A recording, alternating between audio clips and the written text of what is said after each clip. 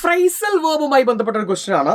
Irfan Alam won the Business Bazigar show in 2006, but he dashed their offer of rupees 150 lakhs. Turn on, turn down, turn off.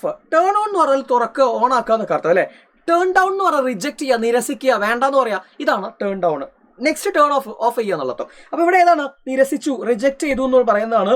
So turned down ആണ് അല്ലെ. Next instead, അതിന് പകരം he dash the business himself. അയാൾ എങ്ങനെയാണ് business അയാൾ ഉയർത്തി അല്ലെങ്കിൽ അയാൾ എസ്റ്റാബ്ലിഷ് ചെയ്തു എന്ന അർത്ഥമാണ് അവിടെ വരുന്നത്. എസ്റ്റാബ്ലിഷ്, സെറ്റ് ഓഫ് അല്ല, ടു സ്റ്റാർട്ട് എ ജേർണി എന്നാണ് സെറ്റ് ഓഫിന്റെ മീനിങ്.